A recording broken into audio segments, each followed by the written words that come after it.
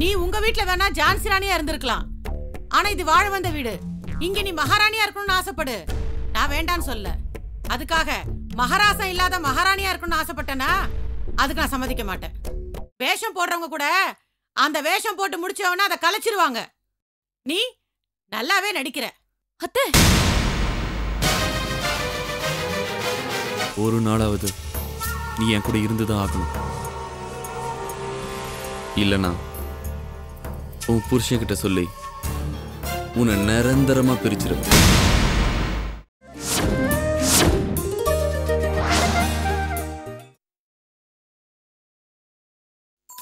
அப்படிலாம் இல்லை ஜோதி. நமக்கு உண்மை தெரிஞ்சா நம்ம சங்கரோட அப்பா அம்மா கிட்ட போய் சொல்லிடுவோம். சித்ரா அவங்க வீட்டுக்கு போக மாட்டா. நாமும் சித்ராவை பார்க்க அனாவசியமா போக மாட்டோம். அதனால தான் அவளால தாங்க முடியாம நமக்கு ஃபோன் பண்ணி சொல்லியிருக்கா. நான் வேணா ஒண்ணு பண்ணலாம். மறுபடியும் உமாவை பார்த்து இந்த விஷயமா பேசி பார்க்கலாம். வேண்டாம் ஜோதி. அவங்க எந்த தைரியத்துல இருக்காங்களோ என்னமோ, நாம ஏன் சொல்லி வருத்தப்பட வைக்கணும்? வேண்டவே வேண்டாம். சரி, அப்போ ஒண்ணு செய்யறேன். சங்கர் அப்பா அம்மா கிட்டயாவது இந்த விஷயத்த போய் சொல்றேன். சொன்னா மட்டும் அவங்க தான் கஷ்டப்படுவாங்க. அவங்க கோவம் சங்கர் மேலேயும் உமா மேலேயும் தான் போகும். இல்லங்க, கோவப்படுவாங்க சரி. ஆனா கொஞ்ச நாள் கழிச்சு அந்த கோவம் தணிஞ்சிடும்ல. அதுக்கப்புறம் சங்கர் கிட்ட நல்லா தானே பேசுவாங்க. இல்ல இல்ல, அப்படிலாம் சொல்ல வேண்டாம். உமா மேல சங்கர் ரொம்ப ஆசை வச்சிருந்தான். அவன் இப்படி உமா மேல கோவப்படுறான்னா கட்டாயம் அது ஆன்மீக சம்பந்தப்பட்ட விஷயமா தான் இருக்கும். விடா கண்டன் கொடா கண்டன்னு சொல்றாங்கல்ல, அது இவங்க 2 பேருக்கும் தான் பொருந்தும். ஒருத்தருக்கு ஒருத்தர் விட்டு கொடுத்துக்க மாட்டாங்க. அநேகமா நீங்க சொல்றதாங்க சரி. உமா சாமி தான் எல்லாமே சொல்லியிருப்பா. சங்கர் புருஷன் தான் வசதின்னு சொல்லியிருப்பாரு. இந்த விஷயம்னால கண்டிப்பா அவங்களுக்குள்ள அதான் பிரச்சனையா இருக்கும். இப்போ அங்க சந்தோஷத்துக்கு நடுவுல ஒரு தடையா வந்துருச்சு. என்ன ராசியோ என்னோ. என்ன ராசி? இவனை கேட்டா மனுஷ ராசின்னு சொல்லுவான், உமாவை கேட்டா சிவன் ராசின்னு சொல்லுவா. ஆனா உமாவோட விஷயத்துல சங்கர் எப்பவுமே தலையிட்டு இருக்க மாட்டான். சங்கர் மேல எந்த தப்பும் இருந்திருக்காதுன்னு நினைக்கிறேன். உமா தான் ஏதாவது முரண்டு பிடிச்சிருப்பா.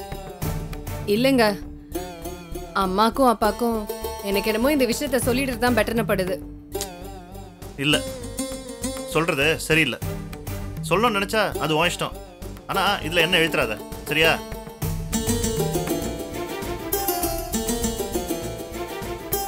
ஏன் தான் இவங்க 2 பேரும் இப்படி இருக்காங்களோ?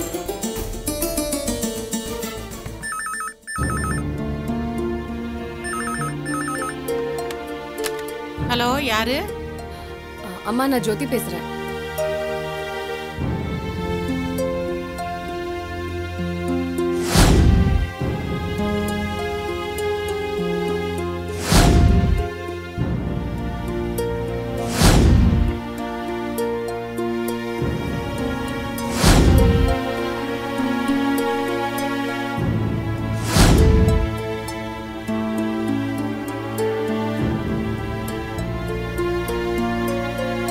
இதெல்லாம் தான் நடந்தது. பாத்தியா ஜோதி, நானும் அப்பாவும் கேட்டதுக்கு எங்களுக்குள்ள எந்த பிரச்சனையும் இல்ல, சந்தோஷமா தான் இருக்கோம்னு சாதிச்சான் சங்கர். இவ்வளவு நடந்திருக்கு. அவனும் சரி இவளும் சரி மூச்சே விடல. ஆனா இந்த சங்கர் எவ்வளோ ஒருத்தி. அந்த சித்ரா அவகிட்ட போய் எங்களுக்கு முதலவே நடக்கலன்னு சொல்லியிருக்கான். கல்யாணம் ஆகிறதுக்கு முன்னாடி தான் அப்படின்னா இப்பவும் அவதான் அவனுக்கு ஒஸ்தியா போயிட்டா. அம்மா ப்ளீஸ் கத்தி பேசாதீங்க. உமா அங்க எங்கயாவது இருக்க போற. அவ காதுல விழுந்துட்டு போகுது. அவ எங்க இங்க இருக்கா? மாடியில இருக்கா. விழுந்தாதான் என்ன, எல்லாருக்கும் தெரிஞ்சு போச்சுன்னு அப்பவாவது அவளுக்கு உரைக்கட்டுமே. ஏமா, நாங்க ஒப்புக்குதாமா அவளுக்கு மாமனார் மாமியாரா இருக்கோம். சங்கர் கல்யாணம் ஆகியும் பிரம்மச்சாரி தான். இவன் சன்னியாசியா இருந்து சமையல் வேலையை மட்டும் பாத்துக்கிட்டு அது முடிஞ்ச உடனே மாடிக்கு போயிடுறா. சங்கர் வந்த உடனே இறங்கி வரா. இது என்ன குடும்பமாவா இருக்கு? அம்மா ப்ளீஸ் கவலைப்படாதீங்க. எல்லாத்துக்குமே ஒரு முடிவு இருக்கு. சரி, நான் அப்புறமா அங்க வரேன். சங்கர் கிட்ட தான் பேச முடியாது. நான் வேணா உமா கிட்ட எப்படியோ பேசி பாக்குறேன். ஏன் ஜோதி, நான் இருக்கும் போதே ஒரு பேரனையோ பேத்தியோ பார்க்கணும்னு ஆசைப்படுறேன். அது நிறைவேறுமான்னு எனக்கு சந்தேகமாவே இருக்கு. சரிம்மா, என்ன செய்யறது? எல்லாம் என் தலைவிதிப்படி தான் நடக்கும். கவலைப்படாதீங்க. வச்சிடுறேம்மா. சரி.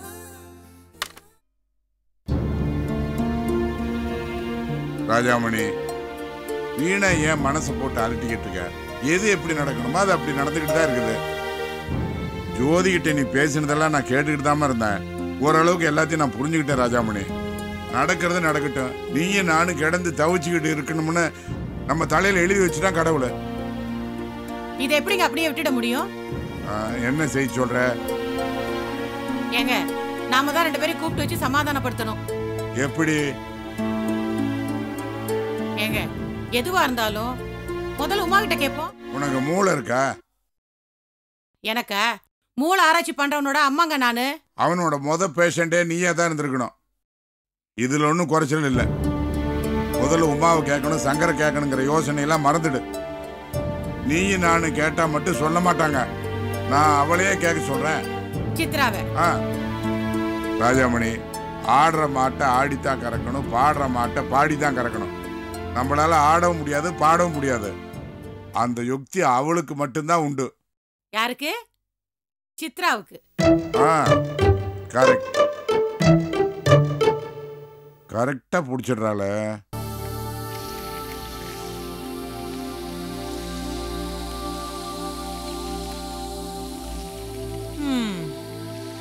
ஒரு சாதம் வடிக்க தெரிஞ்சுக்கிட்டோம், ஒரு குழம்பு வைக்க தெரிஞ்சுக்கிட்டோன்னு இருக்காத. அப்படியே வந்து அடுப்படியில வேடிக்கை பாரு. எப்பதான் இதெல்லாம் தெரிஞ்சுக்க போறியோ? அம்மா, அப்பாவுக்கே குள்ளா போட கத்துக்கிட்டவ சமைக்க கத்துக்க தெரியாதா? என்னடி சொல்ற? அது எப்படிமா ஷாம்லா இந்த வீட்டுக்கு மருமகளா வரணுங்கிற திடீர் ஆசை வந்துச்சு? ஏன் அந்த ஆசை உனக்கு இல்லையா? அந்த பேச்சே வேணான்னு தானே நம்ம 2 பேரும் எதிர்ப்பு தெரிவிச்சோம். ஏய், ஷியாமலா உன் அண்ணனை திருத்திடுவா.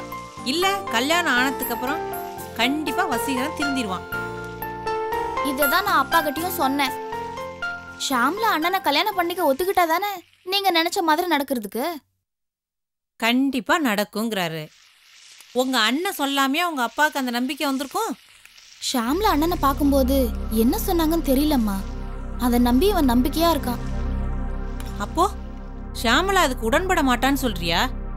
அண்ணன் எந்த அளவுக்கு அவ கூட பழகி இருக்கான்னு எனக்கு தெரியாதுமா. ஒரு விஷயத்த யோசிச்சு பார்த்தா ஷாம்லா அவளை சீக்கிரம் எந்த ஆம்பளையும் நம்பவே மாட்டா. அண்ணன் போய் அவளை அடிக்கடி பாக்குறான்னா இந்த விஷயம் எனக்கு சந்தேகமா தான் இருக்கு. ஷாம்லா மனசு மாறி இருப்பான்னு நினைக்கிறேன். இல்லைன்னா அண்ணனுக்கு இவ்வளவு துணிச்சல் வந்திருக்காது. வசீகரனுக்கு ஒரு நல்ல வழி பிறக்கட்டும் தான் உங்க அப்பாவும் நானும் இதுக்கு சம்மதிச்சோம்.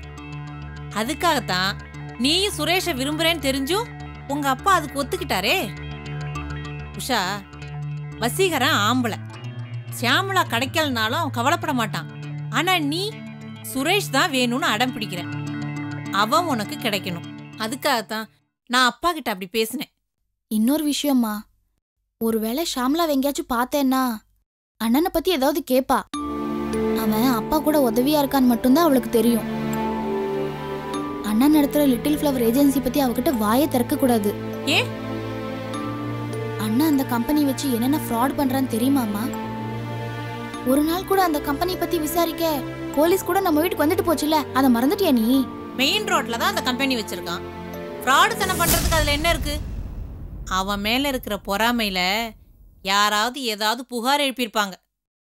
உங்க அண்ணன் பண ஆசை பிடிச்சவன் தான், ஆனா அயோக்கியம் கிடையாது. பிள்ளைக்கு கல்யாண பேச்சு எடுத்தாச்சுல, இப்ப அவன் யோகியமானவனா தான் தெரியுவான். அயோக்கிய பிள்ளைக்கு வக்காலத்து வாங்குறதுல அம்மாவுக்கு நிகர் அம்மாவா தான் இருப்பாங்க.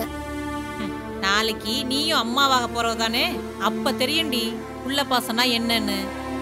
4 பிள்ளைங்களை பெத்தாலும் கெட்டவன் ஒருத்தன் இருந்தா அவன் மேலதாண்டி தாய்க்கு பாசம் அதிகமா இருக்கும். ஏதோ உன் கூட சேர்ந்து என் பிள்ளைய நான் எப்படி இல்லாமோ திட்டிருப்பேன். அதையே தொடர்ந்து செஞ்சா அவன் மனசு என்ன பாடுபடும். இனிமே நான் உங்ககிட்ட ஜாக்கிரதையா இருக்கணுமா? அதனாலதான் சொல்லுவாங்க, தாய்க்கு புள்ள மேல ஆசை, தகப்பனுக்கு பொண்ணு மேல ஆசைன்னு. எங்க அப்பாவுக்கு என் மேல ஆசை இருக்கிறதாலதான் சுரேஷ கல்யாணம் பண்ணிக்க சம்மதிச்சாரு. பாக்கலாம் நீ ஜெயிக்கிறே இல்ல அப்பா ஜெயிக்கிறாரான்னு. ஏய், உனக்காக பாடுபட்டேன் பாரு, எனக்கு இன்னும் வேணும்டி. இப்ப நீ என்னதான் சொல்ல வர ராஜாமணி? உமா மாடியில தான் இருக்கா. இப்ப கீழே இறங்கி வருவா. 2ல 1 பாத்துறேன். அவ வந்த நாள்ல இருந்து நீ அவகிட்ட கோவப்பட்டு நான் பார்த்ததே இல்லை. திடீர்னு கோவம் எப்படி வரும்? நீ அவளை கண்டதும் பணிக்கிட்டே உருவி போயிடுவா. அதுதான் நடக்கும். பூ பூவை பொத்தி பொத்தி வளர்த்து அது பூதமா பரப்பிட்டா என்னால எப்படிங்க தாங்கிக்க முடியும்? வரட்டும். மகளுக்கு மகளா மருமகளுக்கு மருமகளா அரவணைச்சா எனக்கே பூச்சாண்டி கட்டுறாவ. உனக்கு மனசு இருந்தா மருமகளை பூச்சூடி அழகு பார்ப்ப, இல்லைன்னா பூச்சாண்டி காட்டுவ. சும்மா இருங்க. உமா நெல்லு. நீ பூச்சாண்டியா பாத்துருவோம். இத பாரு உமா, நீ உங்க வீட்டுல வேணா ஜான்சி ராணியா இருந்திருக்கலாம். ஆனா இது வாழ வந்த வீடு. இங்க நீ மகாராணியா இருக்கணும்னு ஆசைப்படு. நான் வேண்டான்னு சொல்ல. அதுக்காக மகாராசம் இல்லாத மகாராணியா இருக்கணும்னு ஆசைப்பட்டேனா அதுக்கு நான் சம்மதிக்க மாட்டேன். அத்தை, இப்போ என்ன நடந்து போச்சுன்னு இப்படி கோவப்படுறீங்க? ராணி மகாராணின்னு பட்ட பேர்லாம் தரீங்க. நான் எப்பவுமே உங்க மருமக தான். ஒரு நல்ல மருமகளா இருந்தா அடங்கி ஒடங்கி லட்சணமா இருக்கணும். மாமனாரும் மாமியாரும் இங்கதான் இருக்கோங்கிற நினைப்பு உனக்கு கொஞ்சமாவது இருக்கா? எங்களுக்கு மரியாதை கொடுக்கற அளவுக்கா நீ நடந்துக்கிற? இல்ல புருஷன் குறிப்பறிஞ்சு நடக்கிற பொண்டாட்டியாவது நீ இருக்கியா? நான் எந்த தப்பும் பண்ணலையே அத்தை. எங்க அப்பா எனக்கு மரியாதையை மட்டும்தான் சொல்லி கொடுத்திருக்காரு. அதுல நான் எந்த குறையும் வைக்கலையே. உங்க அப்பா சொல்லி கொடுத்த லட்சணத்தை தான் பாக்குறோமே. பொண்ணா பிறந்தவ பூவும் போட்டு வச்சுக்கிட்டா மட்டும் போராது. கனவை மனசறிஞ்சு நடந்துக்கணும். அதுதான் ஒரு நல்ல பொண்டாட்டிக்கு அழகு. நானும் தான் இருக்கேன். உங்க மாமனாருக்கும் எனக்கும் அடிக்கடி சண்டை வரத்தான் செய்யும். ஆனா புல்லு மேல விழுந்த பனி மாதிரி கொஞ்ச நேரத்துல சரியா போயிடும். அதுக்கப்புறம் நானும் அவரும் சிரிச்சுக்குவோம், பேசிக்குவோம். தாம்பத்திய வாழ்க்கைனா அப்படிதாமா இருக்கணும். நீ ஒண்ணு சொல்றது, உன் புருஷன் ஒண்ணு செய்யறது, ரெண்டு பேரும் மாத்தி மாத்தி போர்க்கொடி தூக்குனா இந்த குடும்பம் நல்லா இருக்குமா?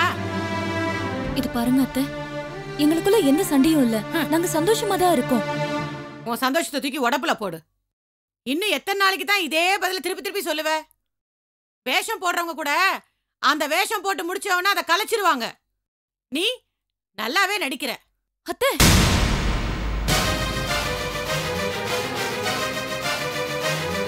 ஓ, உனக்கு கோபம் கூட வருதா? மாட்டு கொட்டையில கட்டியிருக்க மாடு கூட கஞ்சி தண்ணியை பார்த்தா பறந்து அடிச்சுட்டு ஓடி வரும். நீயும் புருஷனும் எதுக்காக இப்படி பட்டினி இருக்கீங்கன்னு எங்களுக்கு புரியல. பாரு, இதுக்கு மேல எடுத்து சொல்ல என்னால முடியாது. அப்படின்னு உங்க ரெண்டு பேருக்குள்ள வீராப்பு, கல்லடி சொல்லடிலாம் நான் கேள்விப்பட்டிருக்கேன். ஆனா உன்ன மாதிரி ஒரு கில்லாடிய இப்பதாமா நான் பாக்குறேன். அத்தை, குனிய குனிய குட்டலாம் நினைச்சு என்ன வேணாலும் பேசாதீங்க. கண்டதை காட்சி கொண்டதை கொல்லும் நினைக்கிற உங்க பையனை விட நான் ஒன்னும் மோசமானவே இல்லை. அப்படிப்பட்ட பிள்ளையை ஏன்னு கேட்காம என்ன கேள்வி கேட்டுட்டு இருக்கீங்க? இது எந்த வகையில நியாயம்? அடேங்க அப்பா, பேசாம நடந்தேன் நினைச்சா இப்ப புலி மாதிரி சீறி பாயிர. ஏண்டி அம்மா, என் புள்ள குணம் தெரிஞ்சுதானே அவனை கல்யாணம் பண்ணிக்கிட்ட. இப்ப அவன் போடுற தாளம் தப்பு தப்பா இருக்குன்னா நாங்க என்ன செய்ய முடியும்? புருஷன்காரன் தலைகீழ நடக்க சொன்னாலும் அதன்படி நடக்கிறவதான் பொண்டாட்டி. இத பாரு, நீ போடுறதா சட்டம்னா அப்புறம் சண்டை தான் வரும். என்னைக்கு நீ வீட்டுக்குள்ள வந்தியோ அன்னைக்கே வந்துடுச்சு. வாங்க, பாத்தீங்களா? என்ன எப்பவும் அரவணைச்சு ஆதரவு தர என் அத்தையே என்ன நிக்க வச்சு கேள்வி கேட்டுட்டு இருக்காங்க. இதெல்லாம் யாரால? எல்லாம் உங்களாலதான். எந்த கேள்வியா இருந்தாலும் உன்னை யார் கேட்டாங்களோ அவங்க கிட்ட கேட்டுக்கோ. நீ போடுற சண்டையில என்ன எதுக்கு இழுக்கிற? ஒரு திருத்தம், நீ போட்டுக்கிற சண்டையிலன்னு சொல்லாத. நீங்க போட்டுக்கிற சண்டையில என்னையே இழுக்கிறீங்கன்னு வேணா சொல்லு. தவறு, உம்மா அவ தரப்பு நியாயத்தை எடுத்து சொல்றா, உமா அவளோட நியாயத்தை எடுத்து சொல்றா. இவங்க ரெண்டு பேரோட நியாயமும் உன்னோட அநியாயத்தால தான் வந்ததுன்னு நான் சொல்றேன். அப்பா, இவங்க சண்டைக்கும் எனக்கு என்னப்பா சம்பந்தம்? ஆமாடாப்பா, உனக்கு ஒண்ணுமே தெரியாது. நீ ரொம்ப அப்பாவி. புள்ளையும் கிள்ளி தொட்டிலையும் ஆட்டுறானே, அவனை கூட நம்பலாம். உன்னை நம்ப முடியாதுராப்பா. நீ என்ன தப்பு பண்றன்னு ஒரு மனசாட்சியை கேளு, அது சொல்லும். அம்மா, நான் என்ன தப்பு செஞ்சேன் என் மனசாட்சியை கேட்கறதுக்கு? நீ ஒண்ணும் தப்பு பண்ணலப்பா. உன்னை கட்டிட்டாலே இந்த புண்ணியவதி, அவ உன்னை கட்டிடுறது தப்பு, சாமி கும்பிடுறது தப்பு, இந்த வீட்டுக்கு மருமகளா வந்தா பாரு அது தப்பு. உன்னை ஒரு பெரிய சயின்டிஸ்ட் நினைச்சு உனக்கு மரியாதை கொடுத்தாலே அதுதான் அவ செஞ்ச மிகப்பெரிய தப்பு. ஏண்டா, இன்னும் புருஷங்கால தொட்டு கூட பார்க்க முடியாதவளா இருக்காளே, அதுவும் இவ செஞ்ச தப்பு தான்டா. எந்த தப்ப காரணம் காட்டி இவ லாய்க்கு இல்லாதவன் தள்ளி வச்சிருக்க? அம்மா, அவன் நினைக்கிற கடவுள் தான் பெருசுங்க. என்ன மட்டும் சொன்ன என்னால் தாங்கிக்க முடியுமா? ஏமா, நீ அப்படியா சொன்ன? தைரியமா சொல்லுமா. அவனோட யோகியத்தை பத்தி நாங்களும் தெரிஞ்சுக்க வேணாமா? சொல்லு.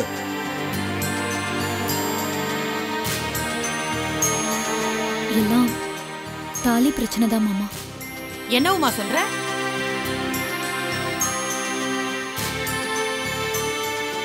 என்னோட தாலியில இந்த சிவசன்னம் இருக்க கூடாதா?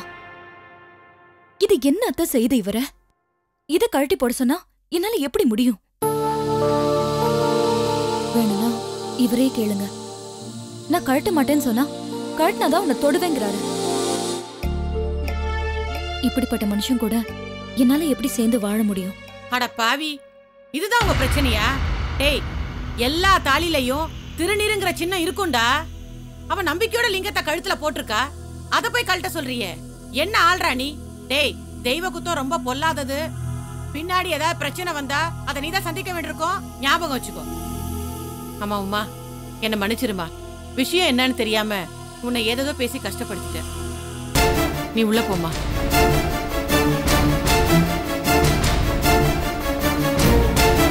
அம்மா, நான் சொல்றது கொஞ்சம் கேளுமா. நான் அந்த மாதிரிலாம் உமா கிட்ட பேசல. நான் சொன்னது நிறுத்துறா, போதும். அவளையும் கஷ்டப்படுத்தி என்னையும் கஷ்டப்படுத்தி நல்லாவா இருக்கு? தெரிஞ்ச வழிய பாரு. அங்கரு சாமி இருக்குதோ இல்லையோ, அதுக்காக வந்து மனுஷன் காலங்காலமா சண்டை போட்டுக்கிட்டு அடிச்சுட்டு இருக்கானுங்க. சாமி மனுஷனை படைச்சாரா, மனுஷன் சாமியை படைச்சாரான்னு கூட கேள்வி கேட்டுக்கிட்டு அலையிறாங்க. ஆனா ஒண்ணு, தயவு செஞ்சு உமாவை வாழ வைங்க. நோக அடிக்காத இந்த சாமி மேட்டரெல்லாம் பேசிக்கிட்டு இவ்வளவுதாப்ப என்னால சொல்ல முடியும். சரியா?